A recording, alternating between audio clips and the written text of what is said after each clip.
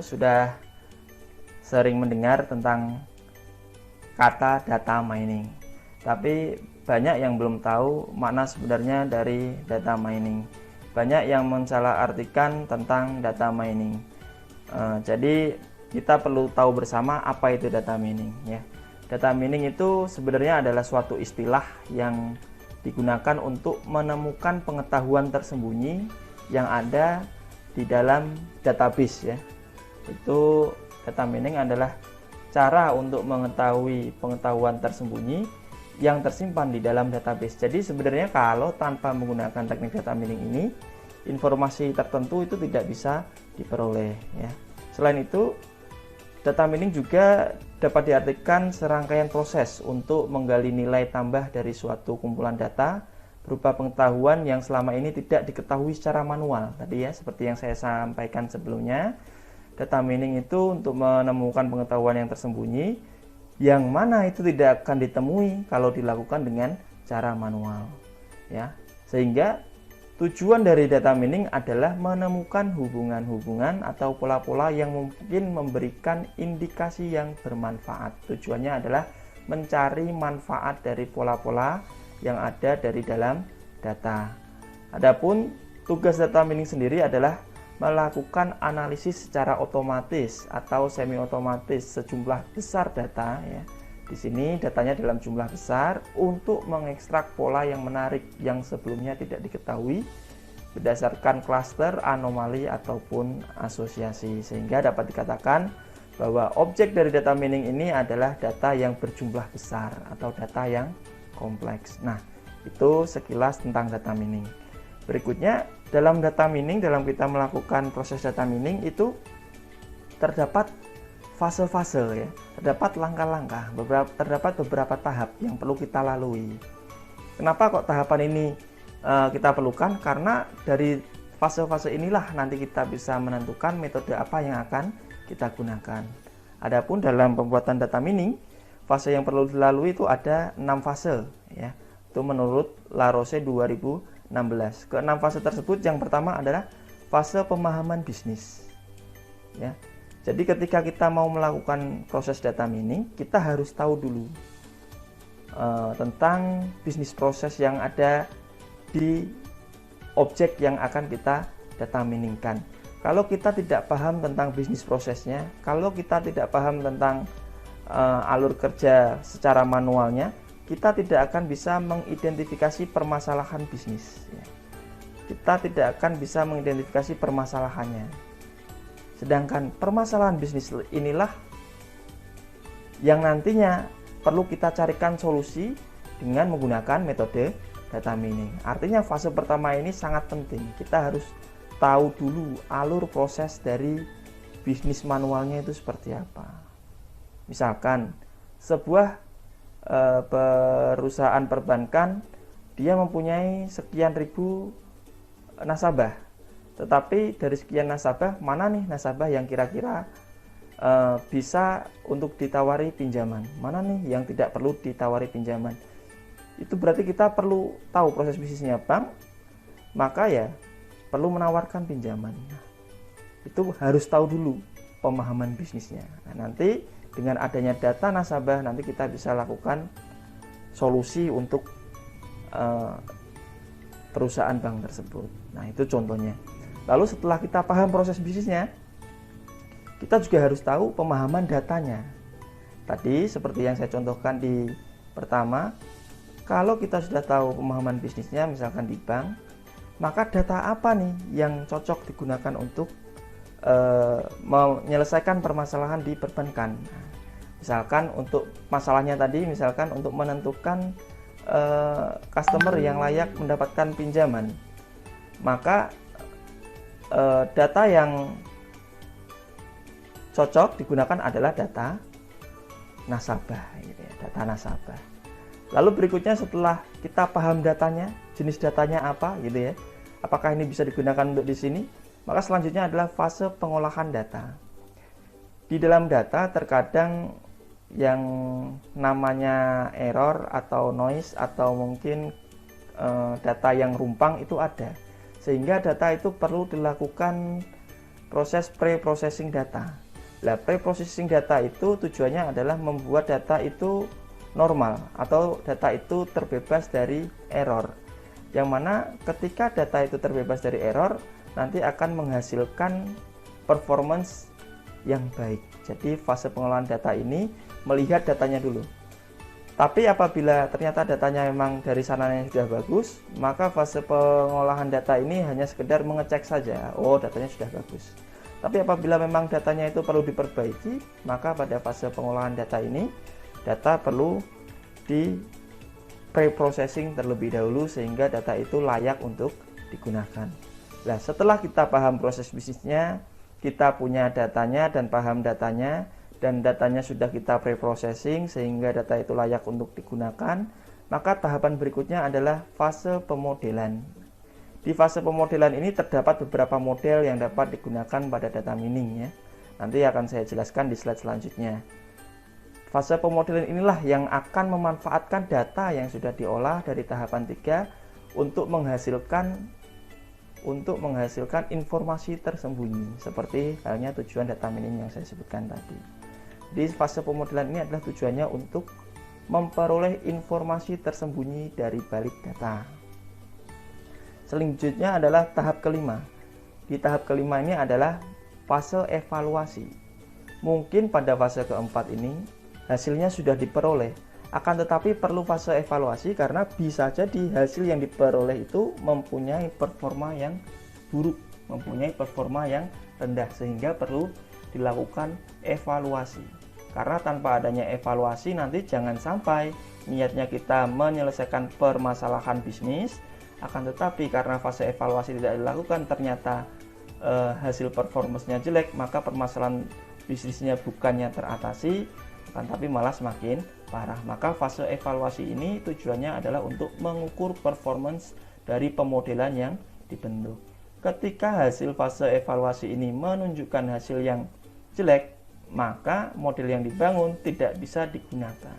Tetapi ketika fase evaluasi yang dilakukan ini ternyata menunjukkan performance yang bagus, maka dilanjutkan ke fase ke-6, yaitu fase penyebaran atau fase implementasi.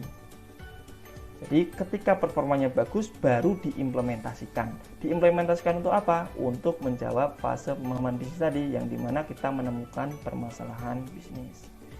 Jadi dapat dikatakan bahwa setiap fase memiliki peran yang penting untuk mencapai tujuan data mining, sehingga harus berurut ya. Harus berurut. Seringnya kita hanya punya data nih, nggak paham pemahaman bisnisnya, nggak tahu cara ngolah datanya, ya data itu belum tentu bisa digunakan. Maka urutannya harus urut dulu ya, dari fase pemahaman bisnis hingga fase implementasi. Ya, next, seperti yang sudah saya sebutkan tadi ya, di data mining pemodelannya itu sendiri ada 6 jenis. Dari beberapa referensi pemodelan metode data mining itu ada 6 jenis. Yang pertama adalah asosiasi. Asosiasi itu digunakan untuk menemukan aturan asosiatif antara suatu kombinasi item. Misalkan Anda datang ke Indomaret, Anda ingin membeli susu. Kalau ada seseorang membeli susu, maka kira-kira apa lagi yang akan dibelinya? Nah, itu adalah asosiasi. Sehingga nanti penataan produk yang ada di Indomaret itu bisa didekatkan dengan produk yang sejenis, yang biasanya dibeli juga ketika produk yang lain itu dibeli. Berikutnya ada regresi. Regresi itu digunakan untuk menentukan bahwa terdapat hubungan antara variabel tidak bebas dengan variabel bebas. Artinya terdapat hubungan sebab akibat. Misalkan UMKM mengadopsi e-commerce, itu ditentukan oleh faktor apa saja sih? Oh, ternyata ditentukan oleh faktor teknologinya. Oh, ternyata ditentukan oleh faktor organisasinya. Oh, ternyata ditentukan oleh faktor lingkungannya. Misalkan seperti itu. Itulah regresi. Lalu ada juga clustering. Clustering ini digunakan untuk mengelompokkan data dengan karakteristik yang sama, gitu ya. Jadi tujuan clustering adalah mengelompokkan, mengkategorikan data. Data yang belum ada kelompoknya dikelompokkan Karena kalau tidak ada kelompoknya nanti kita memahami datanya akan cenderung sulit, sehingga perlu dikelompokkan yang mempunyai karakteristik yang sama. Selanjutnya, klasifikasi. Klasifikasi ini digunakan untuk mengelompokkan data berdasarkan keterikatan data terhadap data sampel. Ya, lalu ada prediksi, yaitu digunakan untuk memprediksi variabel tertentu yang tidak ada dalam suatu data. Jadi ada data yang sudah ada kelompoknya, ada data baru, dia tidak tahu nih masuk ke kelompok mana, maka perlu diprediksi dia masuk ke kelompok mana. Lalu berikutnya ada forecasting, yang mana forecasting adalah mencari hubungan antara siklus dari data yang sebelumnya untuk memprediksi beberapa jumlah data yang di masa depan gitu ya. Forecasting ini ya contoh gampangnya itu peramalan. Kalau hari ini seperti ini, maka tahun depan seperti apa? Maka kalau tahun ini seperti ini, maka tahun depan seperti apa gitu. Itu forecasting, peramalan. Nah, itu model-model atau fase pemodelan yang ada dalam data mining. Nah, pemilihan model yang tadi dari ke-6 tadi itu bisa disilih salah satu atau dikombinasikan, tergantung tadi fase pemahaman bisnis Anda perlu yang mana. Ya. Akan tetapi pada channel saya nanti untuk data mining saya akan fokus pada clustering, klasifikasi, dan prediksi ya.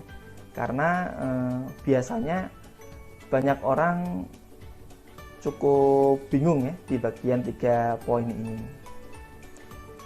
Nah, selanjutnya tadi setelah kita fase pemahaman bisnis, lalu ada fase pemahaman data. Nah, di data mining ini ada 3 jenis data yang bisa digunakan ya. Ada 3 jenis data yang bisa digunakan untuk clustering, klasifikasi, dan prediksi. Jenis yang pertama yaitu supervised learning, yaitu merupakan jenis data yang setiap item datanya telah memiliki label. Lalu data yang kedua, unsupervised learning. Kalau yang supervised learning tadi sudah memiliki label, maka unsupervised learning itu belum ada labelnya. Lalu ada semi unsupervised, itu kombinasi dari supervised dan unsupervised. Contohnya ini di sini di samping. Di tabel warna hijau ini merupakan tabel supervised learning, data supervised learning, di mana kategorinya adalah atau labelnya adalah kurus dan gemuk. Sedangkan apabila tidak ada labelnya, apabila tidak ada kelasnya ini, maka datanya akan seperti ini, seperti yang di tabel warna orange ya. Ini hanya terdiri dari atribut-atribut saja, tidak ada labelnya. Sehingga tidak tahu ini dia masuk ke golongan mana. Ini masuk ke golongan mana. Kalau beratnya 63 kg, tinggi 175 kg, jenis kelamin laki-laki, dia masuk ke golongan mana? Kurus atau gemuk gitu kan. Itu tidak diketahui, itu disebut unsupervised. Sedangkan bila itu sudah diketahui, maka data tersebut disebut supervised karena sudah memiliki label. Kalau yang unsupervised tidak memiliki label. Sedangkan semi supervised itu kombinasi dari kedua jenis data ini ya, supervised dan unsupervised. Nah, biasanya untuk data unsupervised itu pemodelan yang dibangun adalah model clustering. Biasanya data unsupervised learning, model yang dibangun adalah model clustering. Sedangkan data supervised learning biasanya digunakan untuk membangun model klasifikasi. Sedangkan data semi supervised biasanya digunakan untuk pemodelan prediksi. Nah, setiap model itu mempunyai karakteristik masing-masing. Ya, kita akan bahas. Yang pertama itu clustering pada data mining. Clustering tadi seperti yang disebutkan tujuannya adalah mengelompokkan data, mengkategorikan data. Nah, di clustering sendiri ini caranya sederhana. Ada data unsupervised, lalu menggunakan algoritma clustering, lalu diperoleh performance-nya, lalu diperoleh kelas itemnya, diperoleh kategorinya, kurus atau gemuk tadi ya, gitu. Nah, di clustering sendiri itu ada dua jenis yang paling sering digunakan. Yang pertama jenis partitional clustering, yang kedua ada hierarchical clustering. Masing-masing dari hierarchical clustering dan partitional clustering ini mempunyai karakteristik yang berbeda dalam mengelompokkan data. Lah, mana yang lebih bagus? Keduanya bagus. Lah, mana yang lebih cocok? Ya, itu tergantung pemahaman Anda terhadap proses bisnis yang ada, yaitu di fase pertama tadi ya, yang di materi di awal. Untuk partitional clustering mungkin Anda dah tidak asing. Contoh algoritma yang bisa digunakan seperti K-mean, K-medoid, ataupun fuzzy semi, dan algoritma-algoritma yang lain. Untuk hierarchical clustering itu ada single linkage, ada complete linkage, ada average linkage, mungkin ada juga Diana algorithm. Itu ada banyak.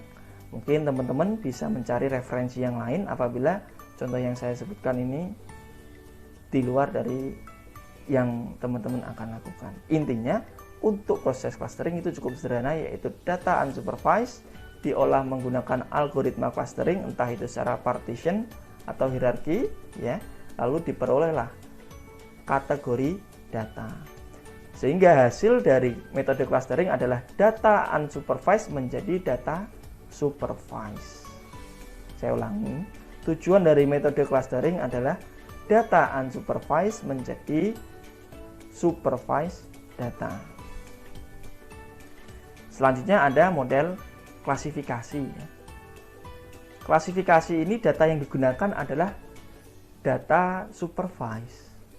Nah, data supervised ini dalam model klasifikasi dia dikelompokkan dibagi menjadi dua.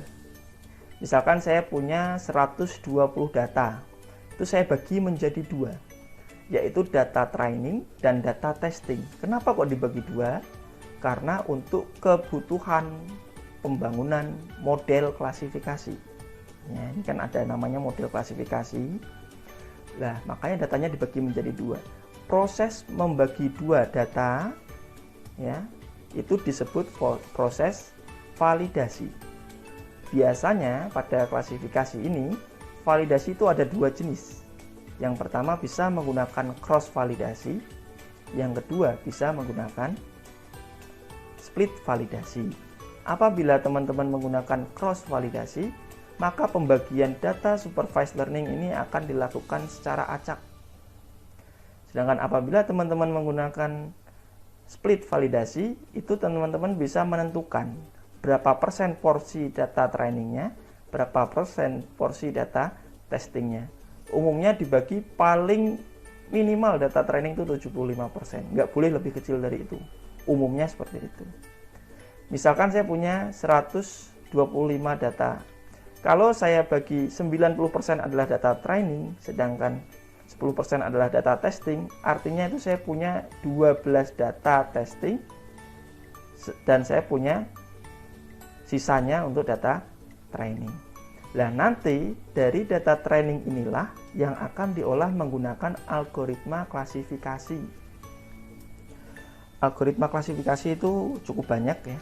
Yang paling terkenal itu ada naive Bayes, ada KNN, ada decision tree, ada C5, ada time forest, ada neural network, dan lain-lain. Itu algoritma klasifikasi yang sering digunakan. Nah, setelah data training diolah menggunakan algoritma klasifikasi, maka dibentuklah model klasifikasi. Nah, model inilah nanti yang digunakan untuk menguji data testing. Apabila hasil yang diperoleh hasilnya bagus, maka muncul performance-nya. Biasanya performance-nya yang diukur adalah akurasi, presisi, dan recall. Akurasi itu adalah untuk mengukur ketepatan klasifikasi data testing terhadap data training. Sedangkan presisi itu biasanya untuk mengukur kemiripan kelas antara data testing dengan data training. Sedangkan recall kesesuaian pemanggilan kembali ya dari data testing terhadap data training. Nanti kalau kalian bingung terhadap ketiga poin itu, yaitu akurasi, precision, recall, silahkan bisa didiskusikan di kolom komentar. Nah, biasanya untuk memperoleh ketiga hal tadi bisa menggunakan konsep confusion metric. Lalu selanjutnya ada prediksi. Ya. Selanjutnya ada model prediksi. Prediksi ini sebenarnya hampir mirip dengan klasifikasi. Di sini ada data training dan ada data testing. Algoritma yang digunakan pun tuh sama. Sekali lagi saya sampaikan, algoritma prediksi itu adalah sama dengan algoritma klasifikasi. Ya, sama. Nah, yang membedakan apa berarti? Ya, yang membedakan untuk data training ini bentuknya supervised learning, sedangkan untuk data testing ini bentuknya unsupervised learning. Tujuannya dari prediksi adalah data yang unsupervised learning pada data testing itu akan memiliki kelas berdasarkan data training yang sudah dibuatkan model klasifikasinya. Jadi, kalau kita runtut dari belakang ya, untuk model clustering itu data yang digunakan adalah data supervised. Lalu untuk untuk model klasifikasi, data yang digunakan adalah data supervised ya. Kalau klasifikasi kan unsupervised tadi ya.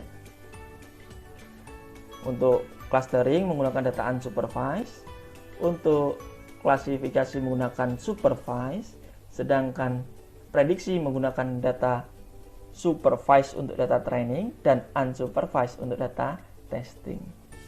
Nah, penggunaan dua data inilah yang disebut data semi-supervised learning.